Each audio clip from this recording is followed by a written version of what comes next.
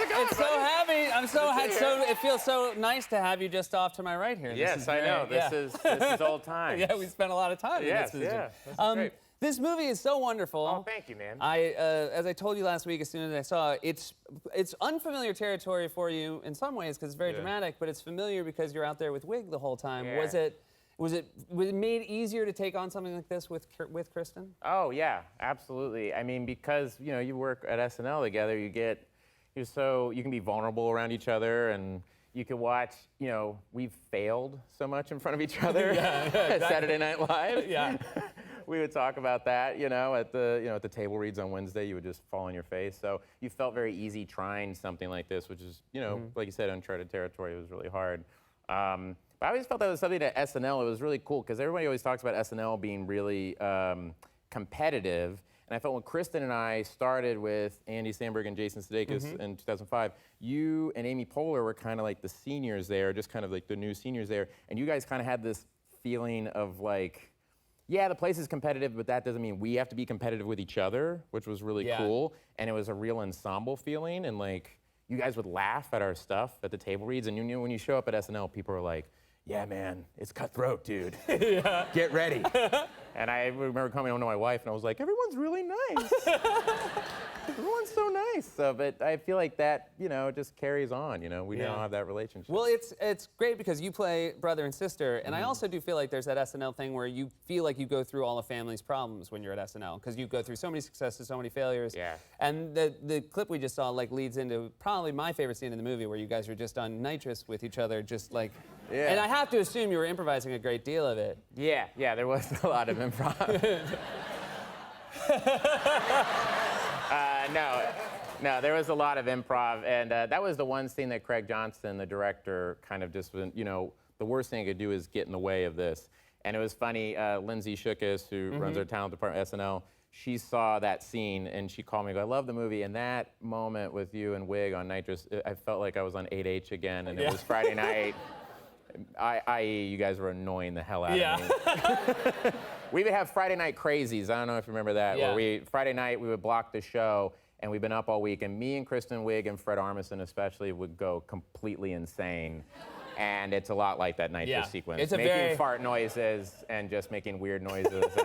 And people would be like, guys, stop. Please, this hasn't been funny ever. Please stop. The other thing is I remember your last season on SNL when you were shooting this, and I can't believe now seeing the subject matter of this movie that you could do this. You would do Skeleton Twins in the morning, and then you would come and block at SNL. And now I feel so terrible for the things I was making you do.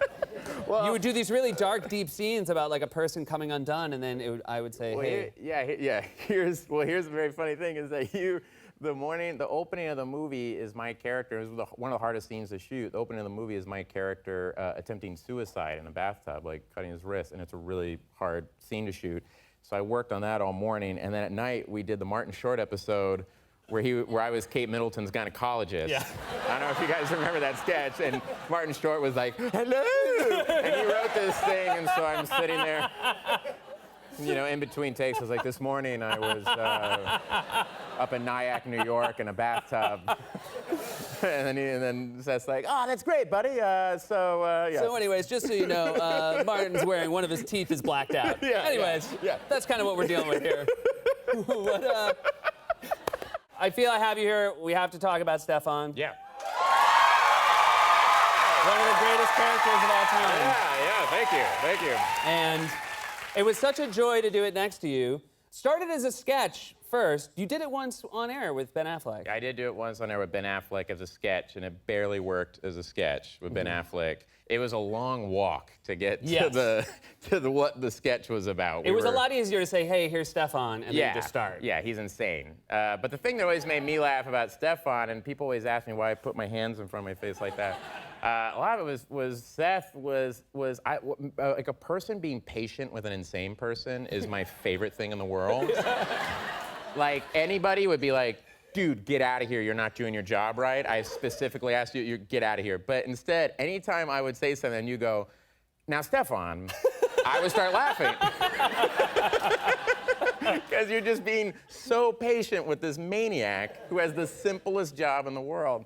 So, yeah, that always made me laugh. It was funny because, of course, you know, you were so kind to come back and do my last show, but your last show when we got married. Yeah, we got married. Yeah. But it was right. Yeah, Anderson Cooper got jilted. Anderson Cooper Yeah. left the. But it was that crazy thing of I remember us running back and then having to watch the video. Yeah. It was like just a little bit less emotional than my actual wedding. No, we both got. I remember sitting there, we're watching the video, and we're like holding hands.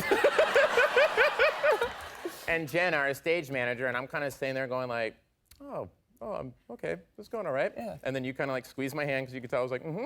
And then Jen, our stage manager, who was there at my audition, went, Bill, it's been a lot of fun. And I went, and we both fell apart. Yeah. I'm thinking about it right now, I'm getting sad. We Yeah. both like fell apart and just started crying, and we ran out. And then we said goodbye and everything, and as a surprise, Kristen Wiig was there. She didn't tell me she was Yeah. going to be there, and she ran out as a surprise and gave me a hug, and It was awesome. it was and the that's best. you know, and I have my Stefan Nesting doll who lives on the edge of the desk. Always Yeah. there. There he is. Yeah. You just shot a movie here in New York. You were in New York. It was so great having you here with Amy Schumer. Yeah. Trainwreck with Amy Schumer wrote and she stars in it, and Judd Apatow directed it, and it's going to be really funny. I And think. it's a romantic comedy, and one of the great romantic comedy tropes is that every main character has a best friend. You have a great best friend in this movie. Yeah, my best friend in the movie is LeBron James. Yeah. Yeah. As himself. It's LeBron James playing LeBron James. Yes, it's LeBron James playing LeBron James, and I'm going to him with dating advice. That's so awesome. Yeah, yeah, and it was funny because Judd Apatow and Amy and everybody was like, God, I wonder if, you know, how he's gonna be, and you know, you don't know. He's this great basketball player, but you don't know. And I was like, I was with him on SNL. He's hilarious. It's not fair Yeah. how funny he is, and he understands comedy. Like he understands how to perform comedy. Right. In a way that a lot of people don't. Like he just naturally knows how to make it like say a thing, improvise something that then you can respond to, and it heightens. Like he just knows how to do that, and he's a really good basketball player. It's like, come on, man. Yeah, I felt the same. You know, when Obama's funny, President Obama's funny at the Correspondents' Dinner, you're Yeah. like, how are you funny and the president? Yeah, that's not fair. Like, can't we're do funny. any of I this have no stuff. second skill. My second skill is so far down. Yeah, I have no second skill. If I'm not making you guys laugh, I am screwed. We were just talking during the commercial break. One of the impressions you did not get on the show. Yes. And It was a tough one. It was Bob Simon from 60 Minutes. 60 Minutes. Yeah. Not one we can, by the audience reaction, not Yeah, one no, everybody's been waiting That for. was how the sketch. That's how Yeah. the sketch played Yeah. at Dress. And it's one of my favorites Yes. because it was an observation. You wrote it with Mulaney, John Mulaney. Mulaney was the funniest human being on the planet. That 60 Minutes, that the third segment on 60 Minutes is the take it or leave it segment. Yeah, it was always Bob Simon, and he was always being sent off to some awful place. That was never a part of the conversation. And it was about jaguar poaching. Jaguars. Yes. And I would say, hello, I'm Bob Simon. Sometimes here at 60 Minutes, you pull the short straw. If Fortunia's wheel does not roll your way. When I heard about my new assignment, I thought, where am I going? The White House? The Capitol, perhaps. No, I was sent 8,000 miles away to hellhole Africa to cover jaguar poachers. Yeah, it was like, I packed my bags in my spacious apartment in the East 40s near the tunnel. There were so many details so that many comedy details. writers loved. Yeah. And this happened at SNL all the time. It was such a writer, it was so written for writers. It killed on Wednesday. it destroyed, and me and Mulaney were like, this is great. And then the minute we started at Dress, the audience Yeah. was like, no! No! No thanks! I feel. Stop it! Please! We don't get it! It was with Daniel Craig. Yeah, Daniel Craig, and he really thought about his character. He Right. was really good, and he was yeah, he was really good. He put a lot of thought into his character, and Keenan was the guy who was the The jaguar poacher. I go, so you a jaguar poacher? I go, what do you do? He goes, I killed the jaguar. And I go, oh, those are jaguars? I go, I've been calling them spotty cats. I've been hitting it with my car ever since I landed at the airport. The best though is Daniel Craig was the last part. It was like a 3-part sketch, and it was the last part, and it was never gonna go. No, we It all was knew. already over, and then Daniel Craig, who's such a great actor, is like fully in it. Yeah. And you just wanted to go over and go. No, dude. We're all bailing. Yeah, Can't we're you done. see that me and Keenan are like basically taking our wardrobe off? Like I'm taking my wig off. Like, oh, this is bad. Daniel, stop. This is not going, buddy. You had to start the show. You were in so many cold opens, which you always talked about how stressful they were. Yeah, I didn't like Do you doing remember? cold. Yeah, they were really hard. I hated doing cold opens. And I remember. Do you remember your first one? Yes. Yeah, I remember very well. You came in and told me Elliot Spitzer just got in some trouble. And you came in and you were like, hey, buddy, you're going to have to be doing Elliot Spitzer this week. It's going to be the cold open. It's just going to be you. Downey wrote a Spitzer thing. And I said, who's Elliot Spitzer? And the look on your face was like, why did we hire this guy? It was just like, all right, man, just look at the tape, have fun.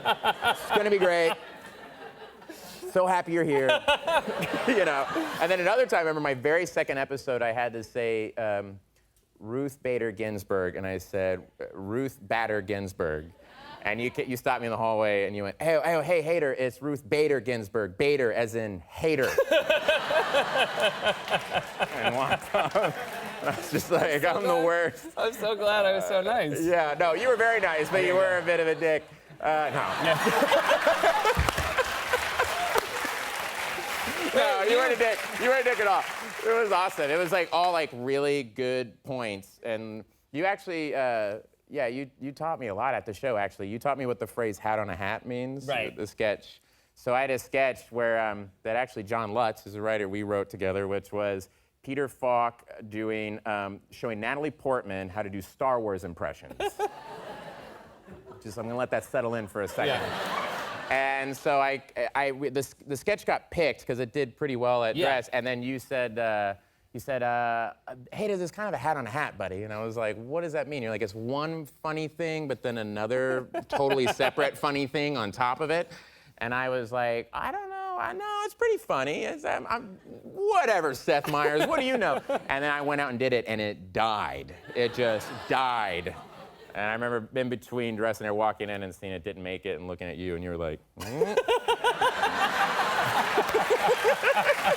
I was very jealous of something because I used to live in Amsterdam. I love going to Amsterdam. The Trainwreck crew, rolled into Amsterdam. All of us, yeah. I saw on Amy Schumer's Instagram, so it was Schumer, it was Judd Apatow, it was you, it was Vanessa Bayer. yeah. So how did you go about Amsterdam? What did you guys do? We got stoned. Okay, great. We all got crazy stoned. Gotcha. And I don't smoke pot that often. Right. Seth Rogen said, he's like, smoking pot with you is like smoking pot with my dad. Because I'm just like, whoa, we're smoking grass? We're smoking grass, guys? We're smoking dope? I'm hip. So Vanessa Bayer and I were kind of the two that were not, we got, and then, so everyone, and then it was decided, let's walk through the red light district. Sure. And so Vanessa was just holding on to me for like dear life and just looking around, stoned, like freaked out. And we walked down this little way and she goes, I don't see what the big deal is. And I go, look to your right, and there's all these women in the windows and stuff. And she was like, oh my God. Oh my God, Bill, where are we? Because Vanessa looks like a newborn kind of anything. Right. She's very newborn innocent. Anything. She's just kind of like the world is, whoa, Yeah. And so she was going, whoa, and then we lost her, Oh, no. and I lost her, and it's my fault. And then it was like I was too stoned to go find her. Wow. Well, I certainly hope she made it back okay. Hey, Bill Hagar. Oh, Vanessa. No, Vanessa. Vanessa. Oh no, Vanessa. I know. Oh yeah. Well, I guess what I want to say is, what the heck in the world, Bill? Vanessa, we were so worried. Yeah, if you're so worried, I guess I'll ask you this. Why are you doing a stupid talk show? Seth, it's not stupid. Actually, you're the best in the business. But Vanessa, honestly, are you still a little impaired? Well, guess what? I don't do that. Do I do dope? No. Can you tip your head down so we can see your hat a little, Vanessa? Oh, that's a really Yeah, I pretty- got that's a it from really- the one lady who saved me. Her name's Tulip, like a national flower of it. And also, she doesn't have a lot of clothes, but she really had a lot of heart. Oh, wow, that's... And you're not still stoned. Yeah, guess what? We all put our pants on one pants at a time. So for your information, Roswaldo, and I have a striped shirt on, I'm right here. Because also, you left me here. But, Vanessa, are you willing to forgive Bill? Because I don't want Yeah. this to end badly. Okay, well, honestly, if you ask me the honest truth, Bill, I have really great time with you, Nancy Nan. And also, if you ever want to go anyone with anyone in the red light district again for sex things, and you will be my friend forever. Oh, thank you very much. I'm so glad you made it back. You and Fred, as performers, I think immediately had a real chemistry on the show that I think was best illustrated in sketches like The Californians, where you stopped actually saying real words. Yeah. That Californians, that sketch came from a bit that Fred and I would do. So we would come back, we would come back, usually when you're on SNL and you'd have a week off, everybody would go to LA and take meetings or whatever, and you would come back, and we'd have our table read, and you know how Lauren Michaels is always like right on time Yeah. when we're doing table reads. That's Lauren me is being never there. facetious, Yeah. I'm being a joke. He's like, we'd just be sitting there waiting for like 10 minutes for Lauren, and so we would start this bit where I go, hey man, did you go to LA? Yeah. How'd you get back to your hotel? And then we go, well, dude, I would go down Sunset, then I would take a left on La Cienega, and I'd take that all the way down to Pico, take a right, take Pico, hop on the 10 West, take all the way down to the beach, and head out the PCH, and we just would do these things for hours. And then, like we did that for years. Kenan Thompson was in on it, Andy would get in on it, and we would all just do these California voice. And then one day before a table read, Fred came up to me. He's like, hey, James Anderson and I took that bit we did, and we made it a soap opera. And I went, all right. Oh, yeah. At SNL, that doesn't seem weird at some point. Yeah. You're like, great, makes total sense. And the first time we did it, Fred, during rehearsal and everything, his first line was, hey, what are you guys doing here? That's how he said it. Yeah. That's how he said it. On the first time on air, he came out, and Kristen Wiig and I say our lines, and he goes, hey, what are you doing here? Like that. And Kristen and I were like, Kristen, it cut to him, and Kristen, like, this is all I see is back to Kristen's head, and she turned and looked at me like, and then looked back, and I was gone. Yeah. If you've seen the tape, I'm laughing I laugh through every freaking sketch. You mentioned Lauren always was 10 minutes, 20 minutes late to table read. Yeah. Do you think there's a chance he was back in his office just trying to psych himself up? Do you think he's really shy and was back there just... Looking at himself in the mirror like, you can do this. You've been doing this for 40 years, Lauren. Oh my God, I just Lauren's impression on television. Oh no, oh no. He's up in his office right now. He works in this building. What am I doing? Oh, he's not watching. Oh, good. Yeah.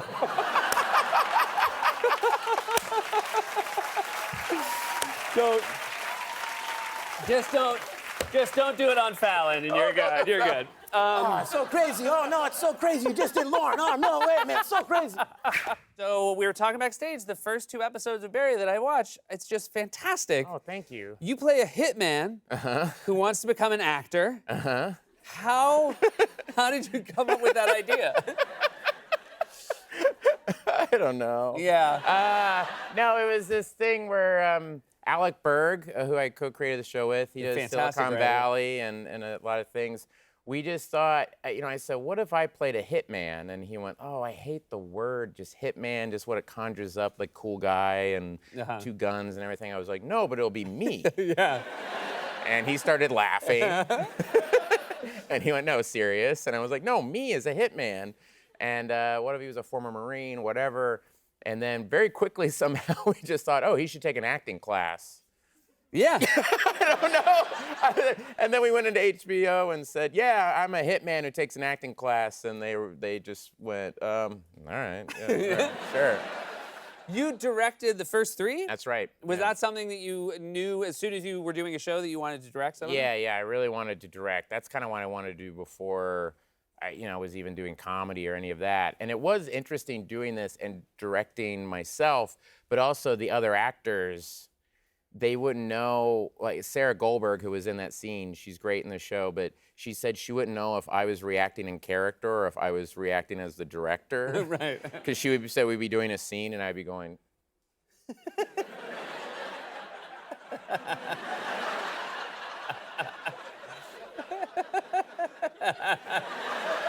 And she's like, that's the character, right? That's not you? And I'm like, no, that's the character. Yeah, and he hates your acting. She's phenomenal in the show. You have a fantastic cast. Stephen Root, who's a great actor. The acting teacher is Henry Winkler. Yes, Henry Winkler is in it, yes. Who is one of those people, and I'm sure you'll attest to this as well. He came on this show. He's one of those guys, nothing would be worse than if he was a bad guy. No, yeah, he's the nicest human being on the planet. And you need it to be the case. You need Henry Winkler to be as nice as he is. Yes, and then we cast him as a very angry acting coach. Yeah. And there is a scene in the pilot where he has to make Sarah Goldberg again cry, and he's yelling at her and everything. And whenever I go, Henry, you gotta really go at her. Like, don't worry about the words. You just gotta, try to make her cry. And he pulled me aside. He goes, Bill, I need to understand something.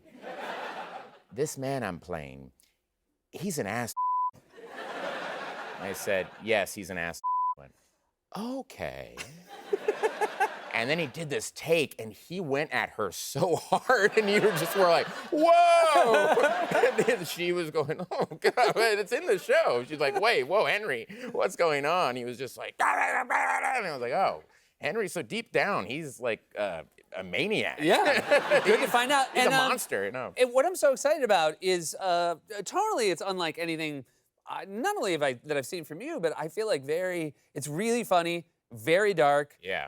Has some great action elements. Yeah. And did that just kind of come in the process of sitting down, or when you were like, I'm going to do a show for HBO, I want there to be a lot of action as well? It's like if the guy from, if Unforgiven, like William Money in Unforgiven, or the guy from Taxi Driver met the people from Waiting for Guffman. Yeah. And they were like, well, how much money do you need? They were like, boy, that's the idea of the century. We love it. You just you did a premiere at South by Southwest in Austin. I've heard you saying it's fun to go to different parts of the country because of the way people say Barry. Yeah, in Austin it was like, so, man, you're with the show Barry. And I was like, excuse me? And they're like, Barry! Barry, what'd you like? Yeah, and then here I come to New York and it's like, so Bill Hader with the show Barry. It's Barry, everybody. You call him, it's Barry, everybody. Come in here. And I'm like, oh, my God. Needless to say, I was thrilled to see Stefan again. Yeah, Stefan did come back. Stefan. And that's John Mulaney. Yep. John Mulaney writes Stefan and is our dear friend. And he came out as Stefan's lawyer, Shy. Yeah. He was a lawyer as well as a conceptual piss artist. Yeah.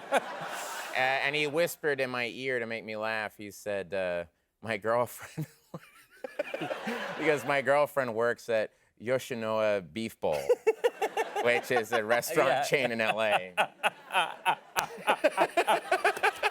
I will say it's you mentioned, I got a nice mention. Thank you so much. Yes, I did a closer look. Stefan your did husband, did a closer look. And it is, it's the question I get asked the most is, how's Stefan? So I was very happy to hear it's a weird thing of, because I just want you to know I'm fully aware that Stefan is a fictional character. Oh, sure. But when he's with other men, I have a real I'm glad he's happy. Yeah, right. Oh, Colin. Oh, good, Colin. I love it, Colin. Yeah. Oh, that's interesting. Oh, good. Little young for you, Stefan. Little young, Colin. Oh, yeah. Little young, going young. I see how it is. But I'm happy for you, Stefan. No, I'm doing well, too. But I want to ask, I want to show a clip. You played an old man. What was your name in the scene? Oh, Horace. Horace. He Yeah. So that was a sketch that Cecily Strong and James Anderson wrote. And it just says Bill enters in a wheelchair. Yeah. And I was like, well, that's getting picked. We're Yeah. going to do that. And it's very dirty. Yeah, you had taken some Cialis. And she wants to get pregnant. Yeah. And so we're a couple, and my Cialis kicked in, and it only lasts for a couple minutes, so they had to take the opportunity to try to get I was pregnant. so impressed because I know from having worked there and just network sensors, clearly the rules are you're not allowed to simulate at all. Anything. Yeah. And Betsy tore it very nicely. So it came down. It was like, Bill, you're not allowed to move a muscle. when Yeah. She sits down on you, or we're gonna be, we're gonna get in trouble. But it's But fun. what you could move was the wheelchair, and you were really, you were really good at it. And I want to show. This is. You were great. But- it was so bad. Poor Melissa. Oh yeah. Do you have the clip of let's it? just, Okay. So yeah. Okay. Let's take a look. I guess we will leave. Come on, Horace. Wow. Slow. Just to the door. Slow. Horace. You know what? No.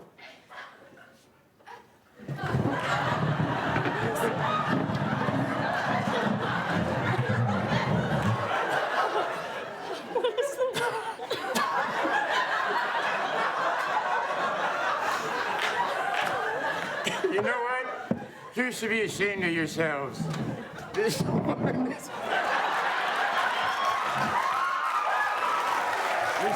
your friend. You So bad at my job. fantastic. You got very. I was watching that. I'm like, oh God, Bill got very good over the years of knowing where to put his face when he breaks. Like you just I had to go immediately right duck it behind. her. Yeah. Well, it was bad because I backed up and I knew I hit something, but I didn't know what it was. And I could hear Melissa behind me going, "It's me." Just like slowly, and she's like, "Oh, it's me." And I look and I see 80 Bryant, so I'm like, well, if 80 is alone, that means I have the entire table behind me. And she's looking at me like this. And I'm just like, It was. You always. There's such little space to operate anything in an Oh, SNL no, it's sketch, and it awful. reminded me another sketch you were in, which was a game show sketch where Wig and Maya were like showcase showgirls in a golf yes, cart. Yes. And yes. I think Maya was driving around a golf cart in just a tiny circle, and Wig had to run behind her, being like, "Wait, hold on." And then it cut to me and Vanessa Bayer. We were going. That was the sketch that started. I'm sorry. That was the sketch that started. Yeah, it was a game show sketch with the best opening line. The best opening line was, so it was like, you said, now we're back from the break. The answer you gave was beef. I'm so sorry, but the correct answer was 9. Which means that she said, I believe the answer is beef. And they went, we'll see if you're correct right after this message. And I read that. James Anderson again wrote Yeah. that. And when that came up, we all started laughing. It was We were great. just, oh. We're all equally excited you're here, and congratulations. Since the last time you were here, you won an Emmy for Barry and a Peabody Award. Thanks, It's man. really exciting. Yeah, thank you, man. And you were actually in the building. You were doing Willie Geist show today. Yeah, I was. Doing press for Barry, and you got this. Never happened before. You met. You used to play Keith Morrison on SNL. I used to play Keith Morrison on SNL, the Dateline guy. Yeah. Who's one of my personal heroes. Yeah. He makes me laugh. I don't know if you know him. He likes to tell terrible true crime stories in a very sing-song kind of way. Oh, wow. Yeah. So So you met him. I met him today. You finally met him. And it was like the Beatles. And I was like, yeah, I was freaking out. Was he? Does he like the impression? I hope so. Yeah. Yeah, I go, I hope you don't, did you like the impression? He went, oh, yeah. Yeah, no, it was very good, very good. And then, but I was nervous, but he was very sweet. That's yeah, great. yeah. And then you were back at SNL earlier this year when our friend John Mulaney hosted.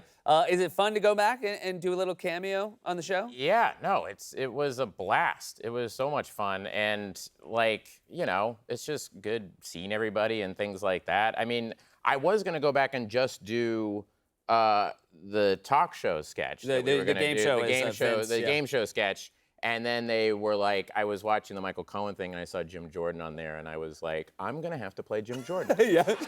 And then I showed up and Lauren was like, so I don't know if you watched the Michael Cohen, but there's a guy right in your zone. You know, and I was like, great.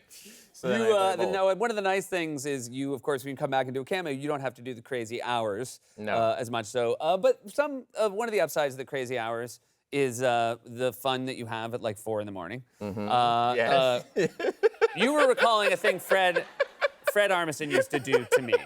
Yes, Fred Armisen would mess with Seth. So Seth was the head writer when I was there, and Seth worked incredibly long hours, and Seth would like get very little sleep. And so when Seth would go home and sleep, Fred would just be like around 4 o'clock. He'd be like, "Hey man, do you think Seth's asleep?" And I'm like, "Yeah." So he would call Seth, pretending that he was like a morning like zoo crew guy, and so the bit was that Fred was being interviewed on a radio show, and he gave out your phone number live. Yeah. And so you would have you on speakerphone, and you hear like, "Hello," and he'd be like, "Hey, we're on with Mr. Seth Meyers. How's it going?" And then Fred would start apologizing. He'd be like, "Seth, I'm so sorry. I am so sorry. I didn't know they were gonna read it out loud on the air. I gave him your phone number," and you're like, "Wait, what is going on?" We would all be dying laughing. Yeah, I was not happy. Oh, and you'd be like, and then we'd hang up. Be like, you Seth, bye. This is obviously a very, yeah. I can look back on it now. Oh, but you worked so hard. You worked like such crazy hours on that. Yeah, Fred was, Fred could always find that time where you were so tired and you didn't want any nonsense, and he would come and bring you such delightfully crafted nonsense that you had to sort of tip your hat. Yeah, you'd be like, "No, that was great, man." Yeah, I remember, yeah, did another bit was that people would always bring us gifts after they would host, remember? So like someone would host and you would get like cupcakes the next week, like, "Melissa McCarthy sent us cupcakes," or whatever. And I remember like Fred would just come in with like, it'd be like a 6-pack of Coke, but like 4 of them were missing. And he would come and be like, "Hey guys, look what Steve Martin got us."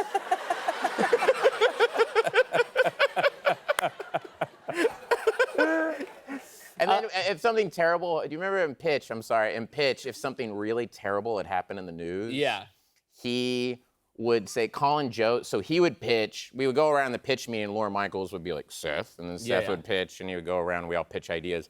So it was Fred and then Colin Jost, and then if something terrible had happened in the news, like, I don't know, A tragedy. tragedy, like the guy raised a girl in his basement or something. He'd be like, he goes, "Hey, you read the thing about the girl in the basement? I think that's terrible, but Colin wants to write a piece about it. I don't know why."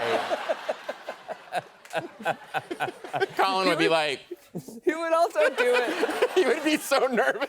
He would also do it with people that definitely, like, the kind of host that definitely didn't know who Colin was. Yeah. So They- it would they- immediately be like, they'd be like, "Oh, I don't like that man. I'm not going to work with him I all don't wanna week. do And his Colin- thing, yeah, yeah. and Fred would be like, "I don't know why he wants to do a piece about that, but it's his thing. You should ask him." Barry's such an incredible show, but it's also, it's an amazing time for Barry to be on because you are on after Game of Thrones. Right, yeah. It's maybe the greatest lead-in of the last decade. Yeah, I know. It was crazy when they, and we found that out like that week. Yeah. It's like, so the first 2 episodes of Barry aired, and then HBO very nonchalantly sent an email to me and Alec like, "Hey, just so you know, you probably know this, but Game of Thrones is premiering this week, and then you're after Game of Thrones."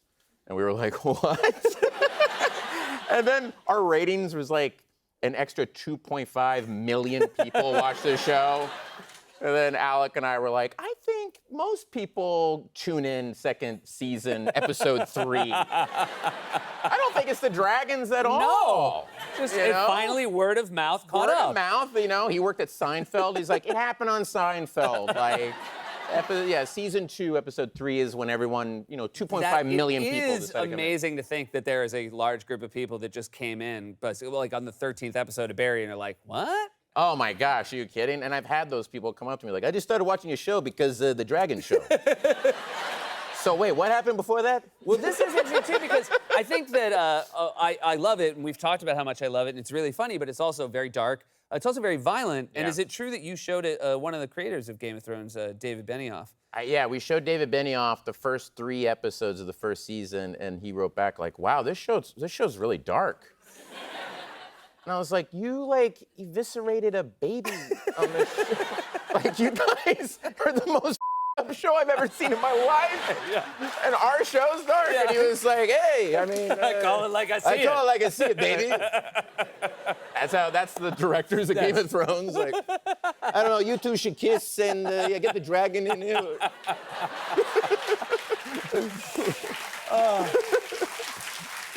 I do want to talk because well, the clip we showed was, I think, it was at the 5th episode this season? 5th episode of the which is season. really an outstanding half-hour television.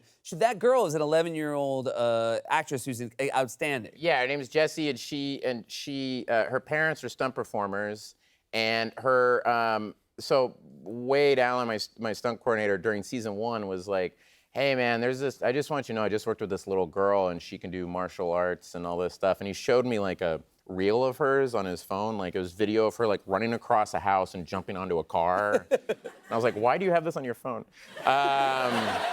And so he goes, so for some reason, if you need a little girl to like, I don't know, beat up Barry or something, let me know, you know. And I was like, yeah, no, we'd love that, you know, that's a great idea. So because he said that, we wrote this whole episode that featured her, and she's like the sweetest kid in the world, and a great actor too. Yeah, she was amazing wonderful. Actor, yeah. And then season finale is Sunday. What is the facial expression you can make that best encapsulates how we're gonna feel at the end of the season finale, Barry? Okay.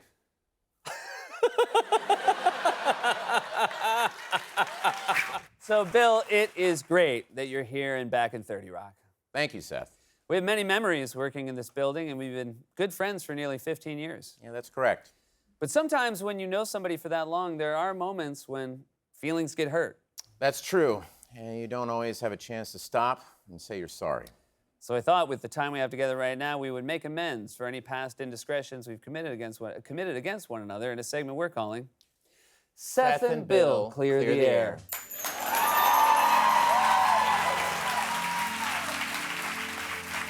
I will start. Bill? Yes, Seth? I'm sorry that I forgot to return your call last week. Both of my kids had colds, so things were crazy around the house. It was a really important call. I really needed you, man. I was freaking out, and I needed a friend, and you're nowhere to be found. Oh my God, what happened?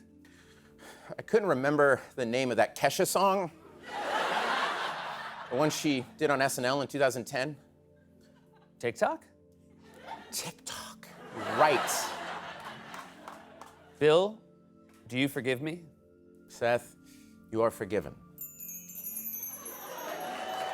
My turn. Seth, Yes, Bill? I'm sorry about getting you kicked out of that party last year. Yeah. Why did you do that? I didn't think you were really Seth Meyers. I thought you were a Seth Meyers impersonator because you look so tired and, well, fat. You looked really, really fat. I weigh as much then as I do now. Oh, well, you look great now. Anyway, I'm really sorry, but it was just one party, right? No big deal. It was my birthday party.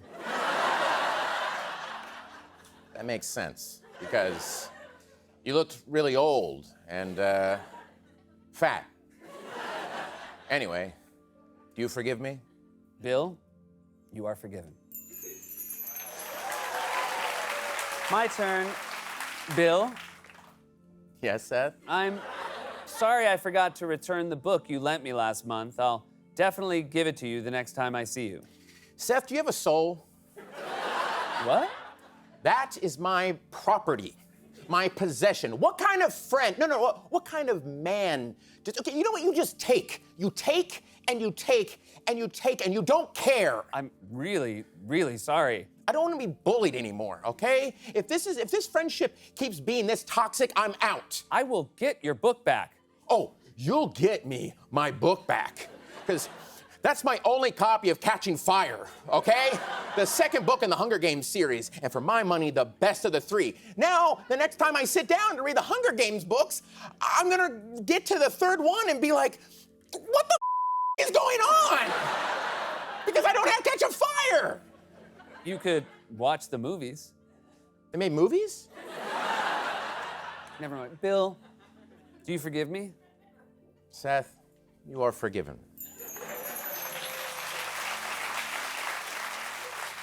My turn. Seth, Yes, Bill? I'm sorry that if we were stranded on a desert island, I would not hesitate to kill you, eat you, and use your bones as hunting tools. I'm sorry, are you apologizing for a hypothetical situation? Yes, because the killing and eating would happen really fast. Like, we wouldn't even be starving per se. We'd be hungry, sure, but like how you're hungry before a dinner on a day when you've had a decent-sized lunch. And it's not like we're on an island that doesn't have food. It has vegetation. A lot of slow-moving boars that are easy to kill, and for some reason, tons of Costco-sized boxes of cornflakes. Then why do you kill and eat me? I'm sorry, I should have started this whole thing differently. Seth, I'm sorry that I want to kill and eat you. Hypothetically. Sure. Do you forgive me? Bill, you are forgiven. My turn. Bill, Yes, Seth. I'm sorry I wasn't able to be there when you hosted SNL last year. I couldn't make it, but I watched it the next morning on my DVR, and you were great. Yeah, the show's best watched live. Sorry? You see, Seth, it's a real high wire act. Nothing really beats the rush of performing live on national television. I mean, you probably wouldn't get it. I was on Saturday Night Live with you. We were in the same cast for 8 years. You were? What characters did you play? Well, I didn't really play any characters. Because I played a lot of characters. One of my favorite characters was Stefan. I used to go on Weekend Update and do these 3 to 4 minute pieces that turned into 12-minute pieces because I started laughing. It was amazing. Yeah, no, I was there. You were? Well, it's hard to see who's in the audience with all the lights off. No, I was hosting Weekend Update. I was sitting next to you. Oh, yeah. Yeah, it was you. Yeah. You're a lot younger. Yeah, and not as fat. All right. Anyway, do you forgive me? Seth, you are forgiven. I love you, Seth. I love you too, buddy. I'm always happy to see you, but today was extra special. All 3 of your daughters backstage. Yes, all 3 of my daughters are backstage. This is a daddy-daughter trip to New York City. That is right. That's why I'm here. Fantastic. And they've never seen 8H. Great. where Right I down the work. hall where we did SNL. And I showed them 8H, and I was like, this is where we did Stefan, which you and I, Yeah, you of know, course, and the yeah. other things. And they, thank you. And all they say is like, where is Domingo? That's it. Where is Domingo?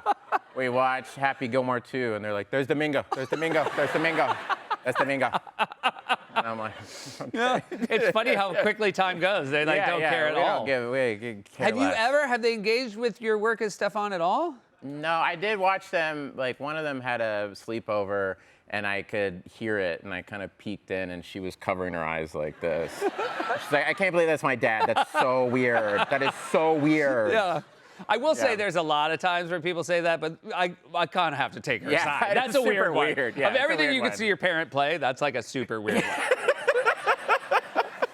You, I remember when you showed up at SNL, and I've always said this, like you have incredible taste in television and film. You knew a lot about movies none of us had ever seen. You would always come into my office, and I would leave with like a list of like 3, Criterion films I should watch. But I'm wondering, do you like impose your taste on your daughters? Oh, no. I tried, and it failed miserably.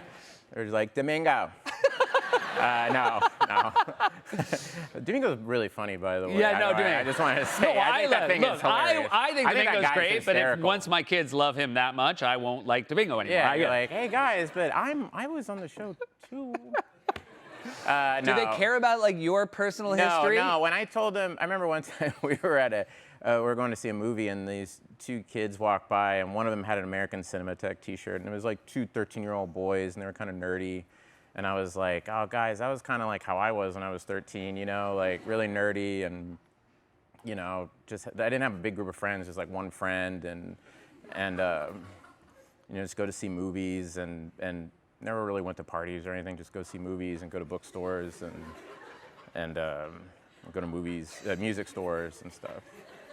And it was nice. It was nice, though. And my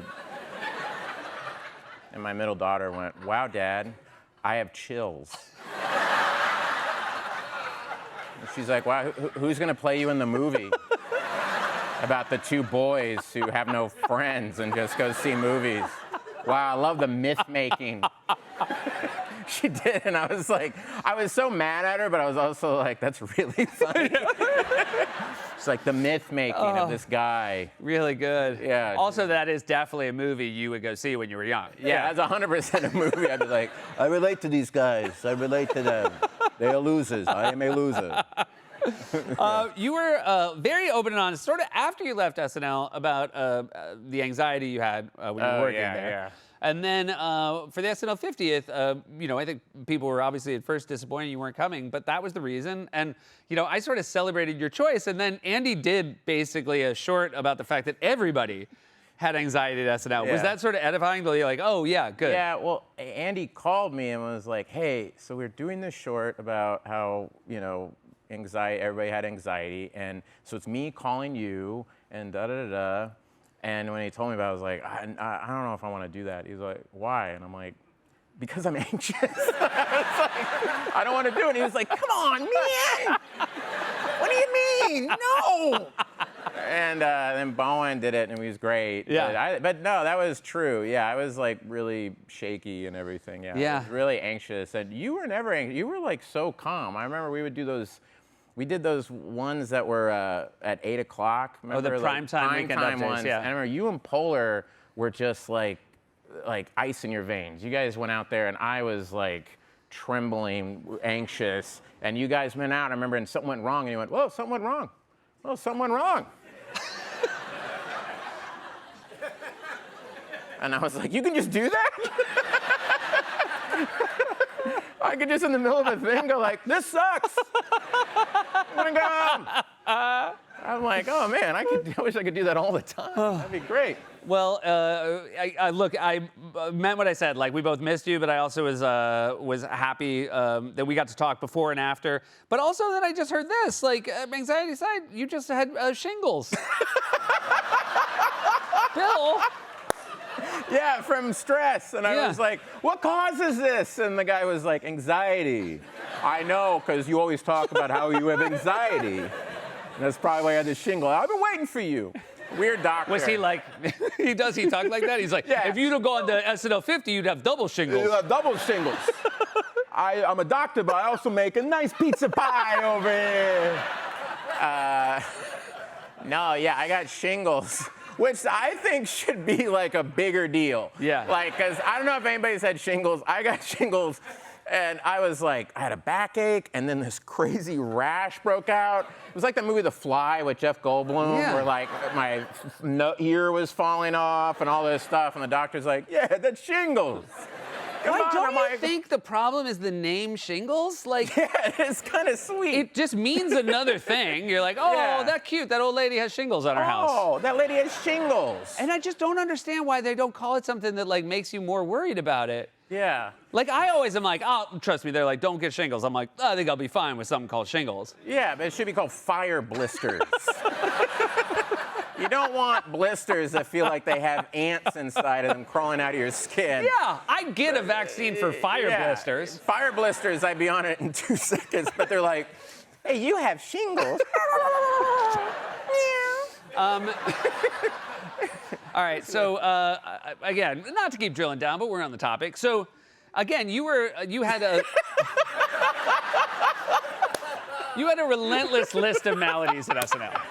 if like the top Relentless Maladies was my name. the yeah, top 10 weirdest things that happened to any cast member I ever worked with were all Bill Hader. yeah. That's true. It's like when you look at like who led the NBA in scoring in the 90s. It's like Michael Jordan, Michael Jordan, Michael Jordan, Michael Jordan. That's you. Yeah. But you actually, so you would like have like your vision would go out. Yeah, migraines. Yeah, I get I had migraines so bad last week. I actually had to get put on an IV my God. with fluids. And the guy, again, this doctor was like, "You just gotta drink more water. You're a guy, you don't like water, so I gotta hook a thing in your vein to give you water." And I forget, Bill, was it cheese or was it pepperoni? Yeah, and I got a nice pizza pie with pepperoni and a pineapple. But then I'm gonna give you water, no Oh Coke. man, you go to a doctor that puts pineapple on the pizza? Yeah, an ass. All right, so Appalachian Emergency Room. This is first year? Yeah, first season, Christmas show. Me and Jason Sudeikis. This is a very SNL thing. We're backstage, and I'm like really anxious. I'm muttering to myself, like freaking out. And then my vision goes. I get aura. I don't know if anybody's ever had migraine aura, where suddenly it's like you can't see anything. And of course, we're dressed as these two weird hillbillies, and I had a dart through my hand, and you're backstage with Johnny Knoxville and Neil Young. It's like a very SNL thing, and I just went, "I can't see." Neil Young went, "Oh no." "Hey, that's too bad." Didn't do anything. Yeah, but then we had to go out there and I had to hold on to Jason Sudeikis and just try to figure out what my line was. But yeah, The it funny was thing on is air. here, then I looked at this art card and I'm like, oh yeah, no, he can't see. Yeah, I can't see it. I cannot see. And Jason is like, "I'll take your lines, buddy. Don't you worry." Now, Jason really helped me out there. He was very sweet. He Yeah. like put me on my mark and everything. I couldn't see anything. And then afterwards, I was sitting there and I had like, ice on the back of my head, and I was out of it. And I was like, "What's going on in the show?" And the nurse was like, "Oh, they just did this pre-tape thing with Andy and Chris Parnell rapping about Chronicles of Narnia. I don't know what it is." And it was Lazy Sunday. And it was like the biggest, it's like YouTube, invented YouTube or something. Yeah, so it was one of the biggest shows ever. Yeah. You and then recently, so I was at the Golden Globes this year, and I knew I was sitting next to your girlfriend, Ali Wong, and I was so excited. I'm like, oh my God, I get to see Bill at the Golden Globes. And then Ali walks in with a friend of hers, and I'm like, oh no, what now? Yeah, my my eye exploded. I have vasculitis in the retina of my eye, and I lost vision in my eye, and I had to get a shot in my eye. Yeah, It's so funny. I saw Ali. I'm like, and she went like, He sneezed, and his eye exploded. Yeah, no, so yeah, I had to get a shot in my eye, which is no fun, and then I couldn't go, and then she was like, I'm with Seth, but that special single lady, that just got nominated for an Emmy. yes, it did. Yeah. And it's a fantastic She did special. such a good job. Yeah, it's really good. You are, so you're mentioned in that special, not by name. I'm not, Because she sort of talks about, again, being single and alludes to... To me, yeah. So, you know the hot guy she has sex with in the hotel? Yeah. That's not me. Right. I'm the guy who sent her flowers. Right. That's more my speed. Short of it, and it's funny because in the beginning of the special, she alludes to this guy who gave her flowers. Yeah. Then she talks about a bunch of other stuff that happens in the middle. Yeah. And then it's very sweet because it reveals at the end. Yeah. It's been amazing. Yeah. And We've now, been together 3 years. Yeah. And now, but again, you're at the place, where sort of, my wife Alexi is at, where like now she's out doing a new hour, and I would imagine like you're there in the hour. Yeah, it's rough. Yeah. Yeah. No, yeah. I can't say what her jokes are in the new hour, or she'll kill me. She's like, "That's money, Bill. That's money out of my pocket." No, no, but it's weird when you're sitting watching your girl. Usually when, in a relationship, when your girlfriend or boyfriend tells you about past relationships, it's in a private setting. Yeah. This is like in a giant theater, and I'm learning about her past relationships and stuff. Yeah. With women living vicariously through her, going like, "Yeah, have sex with the hot guy. That's so hot." And I'm like, "Yeah, yay."